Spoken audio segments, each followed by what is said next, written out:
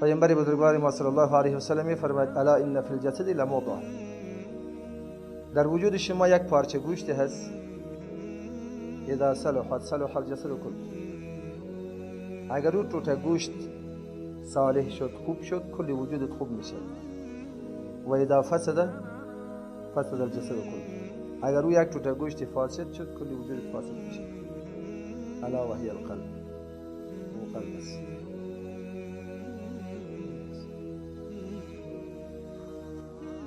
اگر انسان ایمان در قلبش جای گرفت، دست کنترل میکنه خود به خود. حالا یک آدم از کجا متوجه شود آیا این دستی ما ایمان داره یا نداره؟ کارای دست تصحیح کن، از ایمانش متوجه میشی. اگر دست گلاس شراب گرفت، ایمان نداره یا خیلی ضعیف است. اگر این دست رشوت گرفت، اگر این دست به نامحرم دست داد، اگر این دست دول و موسیقی زد، اگر این دست با نامحرم دست داد، اگر این دست برخلاف میل الله استعمال شد، این دست ایمان نداره. کل اعضای بدن همی تو تصور بکنی.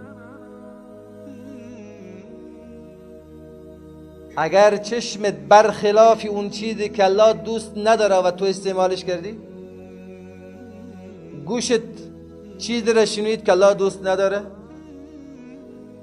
پایت به طرف جایی رفت که الله دوست ندارد، این اعضای بدن خود دیگه ایمان ندارد یا خیلی ضعیف است. این ایمان تو را نجات هم داده نمیتواند.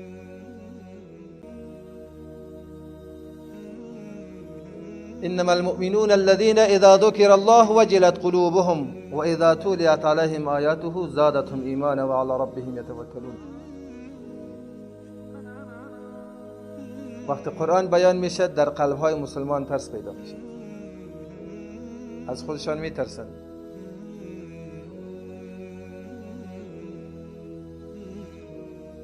توکل یک از صفات مؤمنین است.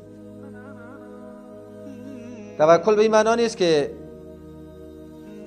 یک کسی هیچ حرکتی نداشته باشه بگه توکل بر الله. از وسایل و امکانات و ابزاری که الله متعال در اختیار ما قرار داده، از او کار گرفتن، نتیجه را سپردن به الله توکلی رو میگه. توانایی و استعداد را که الله متعال به بندگان خودش نصیب کرده، او را به کار گرفتن است.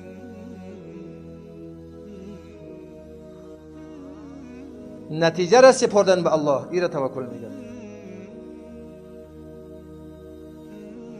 امروز تمام امت اسلامی به خصوص نسل جوان مورد یک تهاجم فرهنگی دشمنا قرار گرفتند از هر طرف.